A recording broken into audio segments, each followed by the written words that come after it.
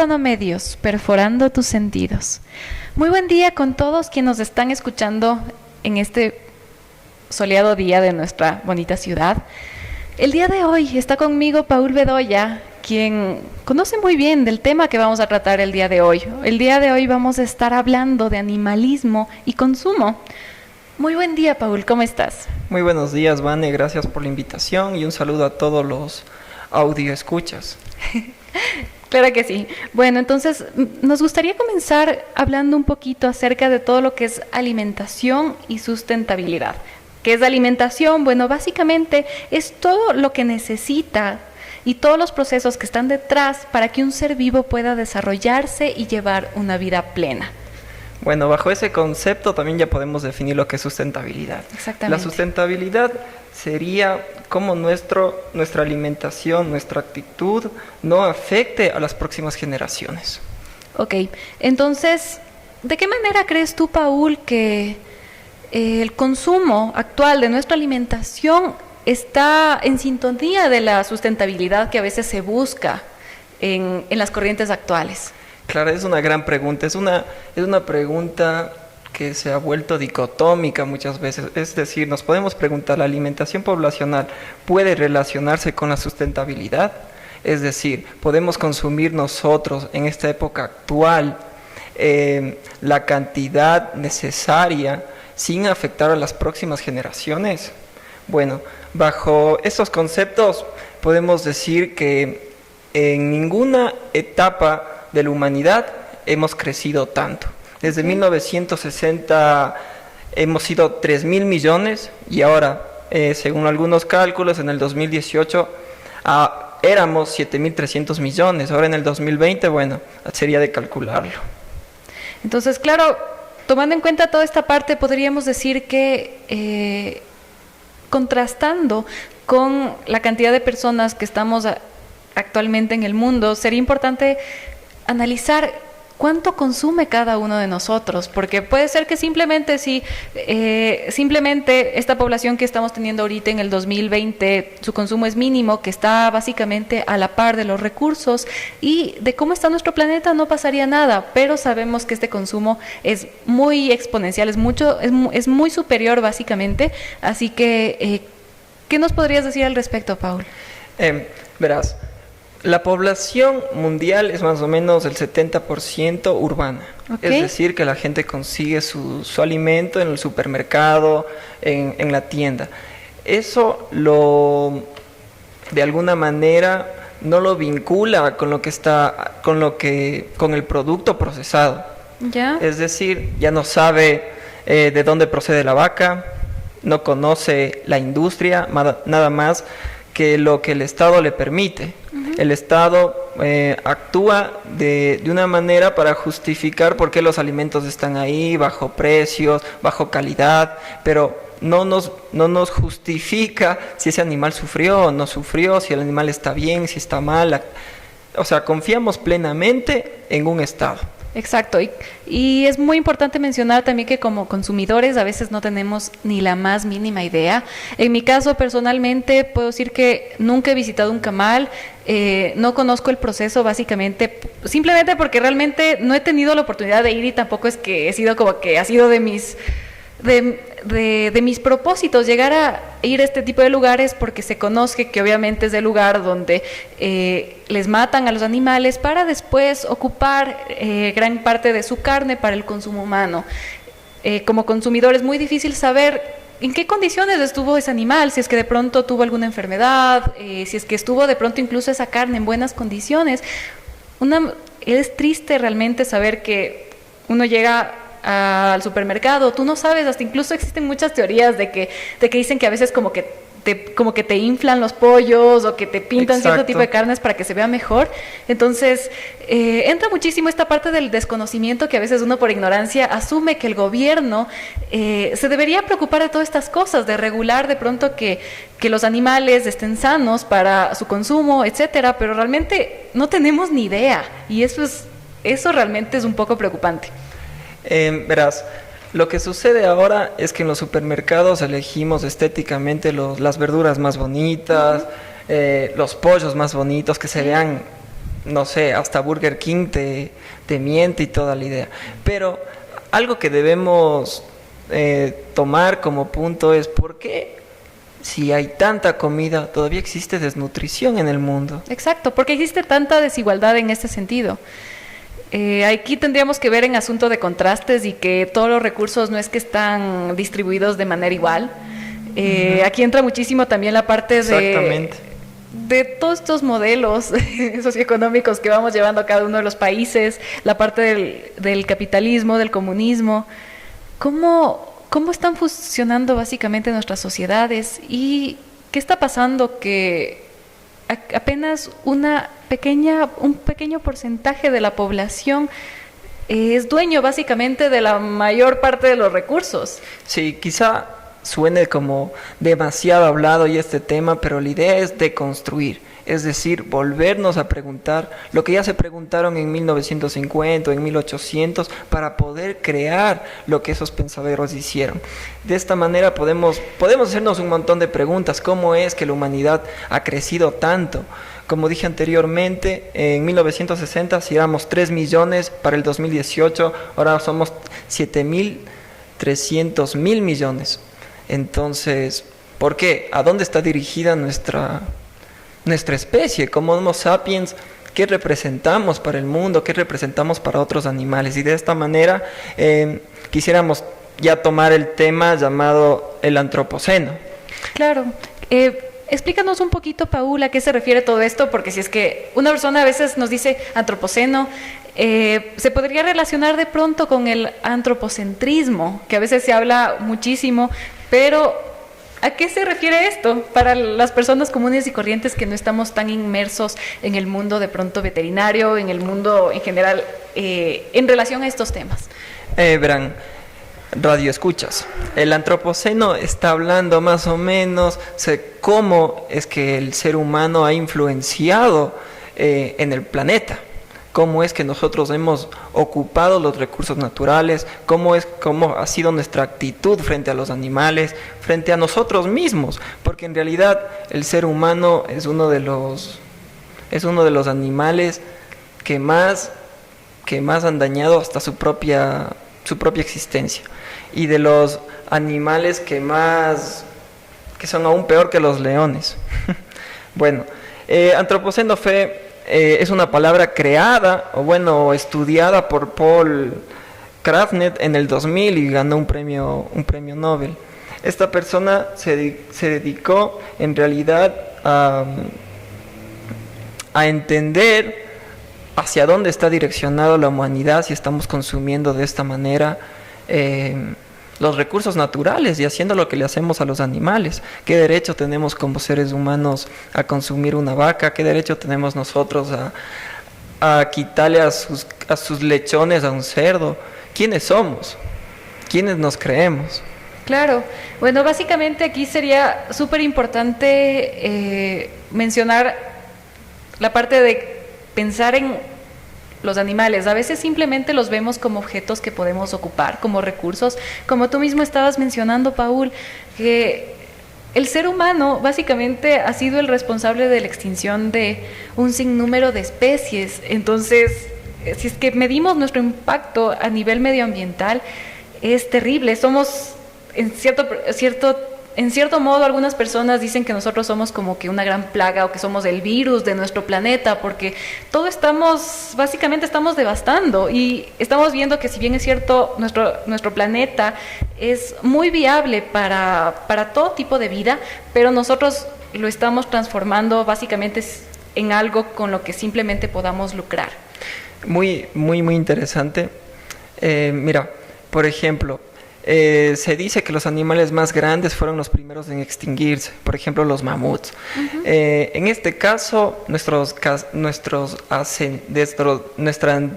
ascendencia, los cazadores ancestrales, cazaron mamuts, es decir, los mamuts se reproducían una vez al año dando unas 2 o 3 crías, y ellos cazaban, 4 al año, es decir, el tiempo iba a hacer que fácilmente la cantidad de animales muertos supere a los animales que se reproducen. Y no es que nuestros ancestros lo hacían por por extinguirlos, Ok. sino lo hacían por desconocimiento. Y justamente eso es lo que queremos tocar ahora en este podcast, que el desconocimiento nos puede llevar a nuestra propia extinción. Creo que realmente como consumidores también no somos conscientes de lo que estamos consumiendo, válgame la redundancia. Muchas veces simplemente es la típica que, no sé, vamos a un centro comercial. ¿Qué es lo que tenemos más disponible? A veces primero lo que pensamos en nuestro bolsillo, en nuestro presupuesto. A ver, por ejemplo, soy un adolescente de 16 años que estoy en una salida con mis amigos en un centro comercial. ¿Qué me da ganas? Voy a ir a una hamburguesa que me cuesta $2 porque a lo mejor solo tengo unos $3, $4 en mi bolsillo, no tengo más, y voy a estar prefiriendo consumir este tipo de productos antes que de pronto una ensalada que me va a costar unos $5 o algo que ya se va a salir básicamente lo que yo quería o simplemente es porque la hamburguesa se ve más rica, tengo tanta publicidad en ese sentido que tengo que simplemente como que me siento más atraído por ese tipo de productos y a la final es todo lo que está detrás, son estas megacorporaciones que están a cargo de todo este tipo de procesos que básicamente tienen sus propias vacas para el consumo de carne, tienen absolutamente todo ya en esa cadena, así que es cuestión de preguntarnos si es que realmente sabemos de dónde está viniendo lo que comemos. Entonces, los que nos escuchan ahora y, por ejemplo, ahora tienen un plato de comida frente a ustedes, miren que de dónde viene cada alimento. Si tienes carne, yo qué sé de la carne, yo qué sé de lo que me estoy bebiendo, yo qué sé cómo hacen la Coca-Cola. Entonces, estamos hablando de un mundo globalizado en el cual no creamos una conciencia, porque es mucho más fácil ser feliz que ser consciente, y la conciencia nos crea libertad y eso va a permitir saber a dónde estamos direccionados, de dónde venimos y a dónde queremos ir. De esta manera podríamos hablar de esta otra dicotomía, grandes preguntas que nos hacemos ahora, que serían los deseos humanos frente a las necesidades de los animales. Las necesidades de los animales, como seres humanos, hemos podido que ellos se reproduzcan, sí, porque ahora tenemos vacas y cada 9 meses dan un ternero. ¿Qué más? Alimentación, les damos de comer, pero nos hemos olvidado de algo importante, muy importante, de que ellos tienen ancestros, y sus ancestros determinaron emociones, sentimientos sociales, y de las cuales a los animales de producción les hemos desvinculado de eso. Un ejemplo básicamente de esto que nos estás conversando. Por ejemplo, los cerdos. En estados, valga la redundancia, en estados como Estados Unidos y la Unión Europea, se prohibió los cajones de gestación en los cerdos. ¿Ya qué es un cajón de gestación? Un cajón de gestación es, imagínense, un cajón con vigas de metal, 2 metros de profundidad, 1 metro de ancho, en la cual el animal se encuentra ahí durante toda su vida. Es básicamente como una jaula. Exacto. Que está ahí quieto, no se puede mover para nada. Una jaula, y bueno, el quien cuida a los cerdos les da la comida al frente, y el animal muy difícil que hasta pueda dormir porque no se puede ni mover, pero se echa, el piso es de cemento. Entonces, ¿qué sucede con esto? Los animales que viven en estos sistemas de producción sufren de problemas de convulsiones, tienen problemas de comportamiento, cosa que se diferencia demasiado de los jabalíes. Otro ejemplo puede ser que a los cerdos, a los 2 semanas, 3 semanas, se los separa de sus lechones, cuando en la naturaleza están 10 a 20. Es decir, ¿semanas? 20 semanas. Entonces, esto crea estrés. En realidad crea estrés. Y bueno, son pocos los estados que han podido superar este método de producción. Wow, son cuestiones bastante nuevas. Yo creo que muy pocas de las personas nos imaginamos que un cerdo como animal, a veces que Sabemos a nivel de medicina se ocupa muchísimo para practicar, porque nos parecemos muchísimo en cuanto a lo que es su anatomía, pero ¿qué nos vamos a imaginar que ellos pueden sufrir de convulsiones, que pueden sufrir de estrés, que pueden necesitar de pronto crear como que esos vínculos, esas conexiones que a veces más le estamos relacionados con las relaciones humanas? Verán, un poquito una historia más o menos que sucedió en la India, medio en la mitad de la India, en una de esas poblaciones. Bueno, se dice que ahí había un elefante llamado el elefante solitario, que siempre andaba solo. Sucede que una vez este elefante mató a uno de los nativos de ahí. ¿Ya? Y entonces los policías del lugar que cuidaban todo el ambiente, la fauna y todo, obviamente un animal agresivo hay que matarlo. Buscaron matarlo, pero estas personas nativas se opusieron. ¿Y se opusieron por qué razones? Porque dicen que este animal, antes que sea el llamado el elefante solitario, tenía un mejor amigo. Y este mejor amigo lo mataron cazadores. Y bueno, este animal sintió estrés, depresión y terminó matando a un nativo. Es decir, ¿qué sentiríamos nosotros si es que nos separan de nuestra esposa, si nos separan de nuestros mejores amigos? O sea, ¿qué nivel de estrés estamos manejando? Tampoco la idea es que el animal está humanizándose, sino es que por fin nos estamos dando cuenta de que los animales son sensibles, los animales sienten, lloran, se deprimen. Y en sistemas de producción eso es fundamental para la producción. Podemos hablar de las vacas. Las vacas, para los que no sabían, tienen mejores amigas. Las vacas no pueden estar solas. Las vacas, si se estresan, producen menos. ¡Wow! ¿Quién se podría imaginar realmente esto? O sea, son cosas que es muy raro. Yo creo que si es que ahorita saldríamos a la calle y le preguntaríamos a las personas, ¿tú piensas que una vaca tiene una mejor amiga? Puede parecer hasta chistoso, pero yo creo que la mayor parte de las personas te van a decir, no, ni idea, ¿qué van a tener mejores amigas? Si solo están ahí, que están ahí solo todo el día comiendo pasto, por poco. Es muy interesante. La vida de los animales no es igual que la nuestra, pero es muy semejante. Quizás nosotros podamos escribir poesía, ver las estrellas, pero los animales también tienen un sistema bioquímico de emociones, de tristezas, de depresiones. Bueno, el que tenga mascotas entenderá esto, ¿no? Y bueno, ¿y qué le hace de diferente un perro que una vaca o un cerdo? Bueno, quisiera también hablar un poco sobre lo que es el bienestar animal. No es que todo es oscuro, no es que todos los cerdos sufren, bueno, sí en su mayoría, pero no es que esto ha sido siempre así, fue peor. Es decir, existió una veterinaria llamada Ruth Harrison que escribió uno de los libros más controversiales para Inglaterra, se llamó Máquinas Animales. ¿Ya? En este libro denunciaba cómo en Inglaterra, como en países europeos, a los animales se los trataba peor que cosas. Pudo constatar en este libro, si pueden consíganlos, se escribió en el 69, pudo constatar cómo los pollos estaban agrupados, que si entraban 100 estaban 200.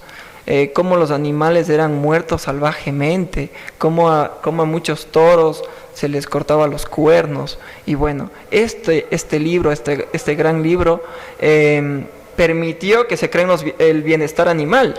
Que son todos estos como que movimientos animalistas, ¿no? Sí. De manera general, básicamente, se conoce que el movimiento de liberación animal, que es como que el movimiento de los que salen todas estas tendencias, por lo general tienden a ser personas activistas, académicos, artistas o grupos organizados quienes están en contra del uso de animales para la investigación, para el alimento, para el entretenimiento y para el uso de textiles. Por lo tanto, se propone una mejora de las condiciones de vida de los animales. Justo estábamos conversando hace un ratito, Paul, que existían estas tendencias en cuanto a lo que es el animalismo. Existen, por un lado, a nivel de Latinoamérica, los liberacionistas, quienes básicamente están en contra de todo uso del animal. Básicamente dicen que no deberíamos ocuparlo para vestimenta, para el consumo, para nada. Son personas por lo general caracterizadas por ser veganas, es decir, no consumen nada de origen animal. Y por otro lado también están los bienestaristas, los cuales están en contra del maltrato, es decir, darle buenas condiciones de vida al animal, pero también no es que están en contra de la parte de la producción. Entonces, con respecto a esto, ¿qué crees que básicamente, qué crees que está pasando en nuestro país? Yo creo que si ha sido tan difícil darse cuenta de esto en países europeos, que podríamos decir países de primer mundo, donde hay más control, donde la gente supuestamente es más culta, qué difícil va a ser para el país cuando aquí creemos que el perro es perro, el perro ladra porque quiere, porque sabe ladrar. En cambio, si nos damos cuenta que cada acción de cada animal es una razón, estaríamos dando un gran paso para que todos seamos tratados como igual. Es decir, no estoy diciendo que hay que humanizar a los animales, sino que los animales deberían tener derechos, pero no para ser iguales, sino para que nadie pueda vulnerabilizar su vida. Ok, aquí entra muchísimo la idea de que ¿qué se cree el ser humano para decidir si es que otro ser vivo vive o muere? Bueno, básicamente también yo creo que es cuestión de encontrar un equilibrio, no simplemente decir, ok, es que todo esto es muy bueno, todo esto es malo, siempre hay matices. Así que en cuanto a lo que es el animalismo, yo también como que sí me hace cuestionar muchísimo la parte extrema, porque a la final para el consumo humano hay que recordar que actualmente también sigue habiendo muchísima desnutrición, y quiero o no, el consumo de carne animal también es rico en nutrientes. O sea, eso es algo que está ahí, que no lo podemos negar. A las personas que de pronto, por convicción o por creencias personales, si quieren adoptar una alimentación de pronto vegano, vegetariana, estén en todo su derecho. Pero obviamente también yo creo que cada persona tiene que priorizar su salud, estar bien, y de acuerdo a eso poder ayudar al resto. Siempre y cuando tomando en cuenta el impacto que se pueda estar teniendo con ese consumo a veces que se está teniendo. Bueno, es muy interesante porque antes había desnutrición, sí, pero ahora estamos muriendo de sobrepeso. Es decir, no nos importa la nutrición, no nos está importando lo que le sucede al animal. Nosotros queremos consumir, somos como animales insaciables. Por lanzar un dato, en el 2014, 2,100 millones de personas murieron de sobrepeso. Es decir, el sobrepeso está relacionado con la diabetes, es decir, que la Coca-Cola está matando más que las propias guerras. Y bueno, se sabe que varios tipos de cáncer es causado por el consumo excesivo de carne roja. Entonces, nos hace preguntar a dónde estamos direccionados. Si seguimos en este método de consumo, para el 2050 se cree que no vamos a tener más que comer, y podría ser hasta como la película Soylent Verde. Claro, sí, es súper interesante tu punto de vista en este sentido. Pues sí, lastimosamente existen lugares en el planeta actualmente donde tenemos las dos realidades. Por una parte, incluso en nuestro país, podemos irnos a cualquier zona rural y encontramos una desnutrición ya a nivel comunitario, y es un problema bastante que no es de 1 año, de 2 años, y es algo crónico. Y por otro lado, es muy común, vamos a cualquier país de primer mundo, vamos sobre todo a Estados Unidos, que son quienes reportan mayores índices de sobrepeso, obesidad, y vemos que el consumo es exagerado, o sea, que tienen porciones de todo absolutamente grandes. Entonces te hace preguntar, ¿realmente somos conscientes de cómo estamos alimentándonos, o realmente somos conscientes de otras realidades? Y si los animales en sí no tienen voz, no tienen boca, pero si pudieran hacer una huelga, hace rato que estuviera cambiado por ellos. Algo que quisiera decir es que tampoco hay que satanizar a los sistemas de producción de leche y de vacas y todo. Como habíamos hablado antes, está ligado intrínsecamente, muy ligado la producción con el bienestar animal. Es decir, si la vaca se estresa, si la vaca está en un lugar solitario, si la vaca no se nutre, el productor pierde y entonces no es sustentable para ellos. Se puede estar en contra, sí, pero tampoco es viable para un estado. La ganadería, la pesca como la agricultura es de lo que más dinero da a cualquier estado-nación. Al Ecuador, no, en realidad no tengo ahorita datos, pero igual que todos los países responde a esas condiciones. Para saber un poco, el bienestar animal son lo que se conoce en medicina veterinaria, las 5 libertades. Estas son libertad de sed, hambre y desnutrición, libertad de desconfort, libertad de dolor y enfermedad, libertad de expresión y libertad de miedo y estrés. Para que un sistema de producción que esté bajo el orden, bajo la ley, tiene que cumplir estas 5 reglas. Y si no, pues no debería existir. Pero en Ecuador, ¿quién controla esas cosas? Bueno, deberíamos preguntarnos qué consumimos, a quién consumimos, y también preguntarnos, ¿consumimos de acuerdo a nuestra necesidad? O también preguntarnos si es que estamos consumiendo lo que nos dicen que consumamos. Hay que recordar también que las multinacionales invierten muchísimo dinero en la parte de publicidad y marketing. Nosotros podemos salir a cualquier calle y vemos una publicidad de tal marca, que come tal cosa, consume tal cosa, todo es comprar, comprar, comprar, comprar, y a la final te das cuenta que a veces te llegan a asociar de que a sentimientos o emociones que el ser humano busca por toda su vida. Un gran ejemplo es la Coca-Cola. La Coca-Cola, ¿cuál es el eslogan ahorita? Destapa la felicidad. Entonces, básicamente, ¿qué nos están diciendo? Si tú quieres ser feliz, toma Coca-Cola. Un consumidor, una persona triste no consume. Es decir, hay que vender la felicidad como sea. Te deben inyectar la felicidad.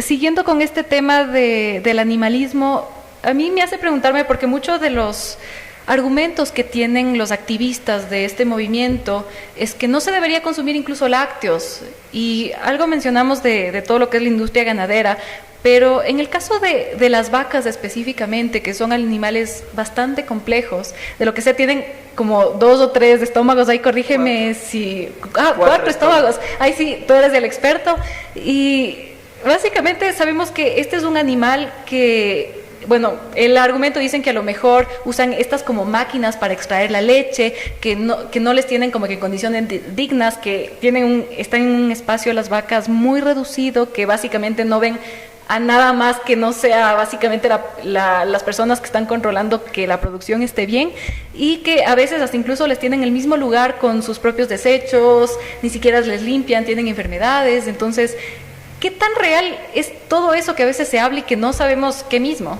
La vaca es un animal demasiado sensible a su medio ambiente. Es decir, si una vaca Holstein, más o menos, que es una de las máximas lecheras, que es de un ambiente frío, vos les llevas a un ambiente más tropical, no te va a dar la misma cantidad y se puede enfermar. ¿Ya? Es decir, la vaca necesita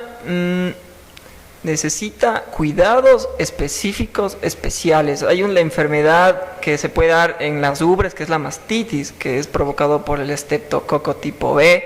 ¿Ya? Entonces, la leche puede salir con pus o con sangre. Y como les dije, es un animal muy sensible, muy sensible. No cualquier personas con bajos recursos podrían vender leche, pero no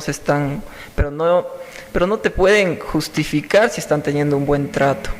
La verdad yo no conozco cómo serán las empresas de Parmalat, o sea, la leche que consumimos comúnmente, o la lechera. Eso sería de hacer una investigación, alguien que se anime, que lo haga. Claro, y el lío es que para hacer esa investigación tendría que ser, por ejemplo, si es que se quiere grabar o tener algún tipo de evidencia que sea un poquito escondido, porque si es que las condiciones no son las ideales, dudo mucho que haya la apertura para que decir, sí, mire cómo les tenemos a las vacas, están enfermas, están muy mal, están con mastitis. Entonces son todo este tipo de cosas que entran también muchísimos intereses. Hay realidades, hay cosas que sabemos que no nos van a decir, no tienen por qué contarnos tampoco. Uh-huh. Ellos simplemente les interesan que nosotros sigamos consumiendo y que no nos hagamos este tipo de preguntas. Claro, la idea de esto no es que consumas consumas con miedo, sino que sepas de dónde es la procedencia, cuáles son sus efectos. Me gustaría también hablar de la parte ambiental. Muchas veces se habla de que en Brasil la mayor parte del Amazonas se está deforestando con el objetivo de crear cultivos de soya para alimentar al ganado. Entonces, eso también nos hace pensar realmente que está teniendo un impacto medioambiental toda esta industria ganadera que estamos conversando. Y en cuanto a lo que es emisiones de CO2, se sabe que una sola vaca puede llegar a emitir hasta 5 kilos de CO2. Y de acuerdo a la FAO, se sabe que cada año básicamente todas las vacas que existen en el mundo producen 2.500 millones de toneladas de CO2. Eso en un año. Entonces imagínense básicamente el impacto que está teniendo a nivel de nuestro planeta. Y, claro, hablando sobre el punto, sobre la deforestación en las selvas de Brasil, es para sembrar soya. Y la soya tiene una cantidad de proteínas, de nutrientes, de vitaminas, de B, ni sé cuánto. Es muy buena para la vaca, porque tú puedes producir soya y le das de comer eso a la vaca y te ahorras maíz, te ahorras alfalfa, te ahorras pasto, lo que ayuda para que sea una mejor producción.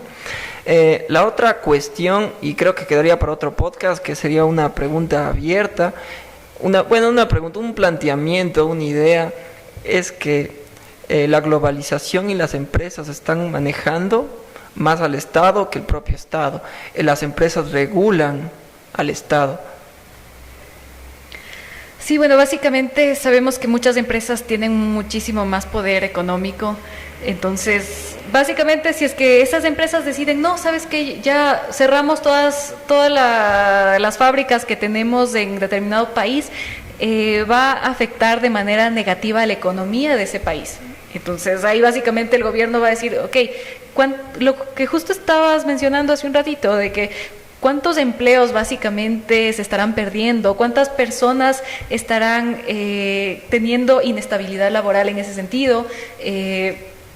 Claro, la cuestión es, ¿nos jodemos ahora o les jodemos a los que vienen? Entonces, bueno, los que vienen, ¿quiénes serán? Bueno, para concluir, todo este tema que ha estado súper interesante, hemos hablado un poquito de todo. Me gustaría preguntarte, Paul, ¿de qué manera crees que podemos tener un consumo sustentable tomando en cuenta el bienestar de los animales? Es una pregunta bastante complicada porque ya se intentó crear medios organizados por la ONU para que los países ya no desarrollen esta industria demasiada dañina para el medio ambiente. Pero ¿qué hicieron? Pasó lo que estábamos hablando de sustentabilidad. Le echaron la pelotita a la próxima generación. Ok, entonces ahorita, ¿qué tendríamos que hacer ahorita? ¿Cuál sería la recomendación desde ese punto de vista? Primero, escuchar este podcast. Segundo, ser consciente de que los animales tienen sentimientos. No verlos solo como objetos, como medios para conseguir algo. Sí, aunque han sido eso toda la vida. Pero la pregunta queda para ustedes. ¿Qué podemos hacer? La pregunta queda para cada persona que está escuchando ahora. ¿Qué hacemos? ¿A dónde vamos como Homo sapiens, como especies? ¿Qué hemos representado para la humanidad? Ya no sufrimos de pestes, de hambrunas, de enfermedades, de varias cosas. Ahora, ¿qué vamos a hacer con nuestro tiempo? Hay que ponerse a pensar eso. Como habíamos hablado antes, compren el libro Homo Deus de Yuval Harari. Les va a ayudar muchísimo. Vean documentales en Deutsche Welle, documentales alemanes. Y también, si pueden ver en YouTube, busquen Terrícolas, que es un documental un poquito antiguo, pero nunca está mal sensibilizarse por cosas que no conocemos. Ok, entonces, en resumen, conocer de dónde viene nuestra comida, ser más conscientes de qué es lo que estamos consumiendo y informarse muchísimo, tratar de ver y buscar información sobre lo que está pasando en el mundo en todo sentido, no solamente en la parte política o económica, que a veces es lo que nos tendemos a centrar. Y tratar de seguir siendo bastante humanos. Para concluir, también sería bueno ponerse a pensar sobre el antropocentrismo. ¿Qué es el antropocentrismo? Es esa idea de jerarquización y de ideas imaginarias. Por ejemplo, podría ser el patriarcado, el machismo. Son ideas imaginarias que se basaron en jerarquías. Es decir, también nos creemos superiores porque no andamos en cuatro patas. Es momento de ponerse a pensar qué es lo que nos hace tan inteligentes, qué es lo que nos hace tan superiores para crear pequeños campos de concentración para los animales. Porque no todos los animales mueren dignamente. Y eso hay que ser conscientes. Exactamente, y sobre todo recordar también que el Homo sapiens, o las personas, estamos también dentro del reino animal, así que no somos tan diferentes de otros. Muchísimas gracias, Paul, ha sido un tema súper interesante, gracias por compartir tu vasto conocimiento con respecto a este tema, y unas últimas palabras que quisieras decir. A todos muchas gracias, no dejen de leer, no dejen de estudiar, que es la única manera que nos va a sacar la corrupción que tenemos metida como ecuatorianos casi, es la única manera que vamos a sobrevivir. Hasta luego, que pasen muy bien.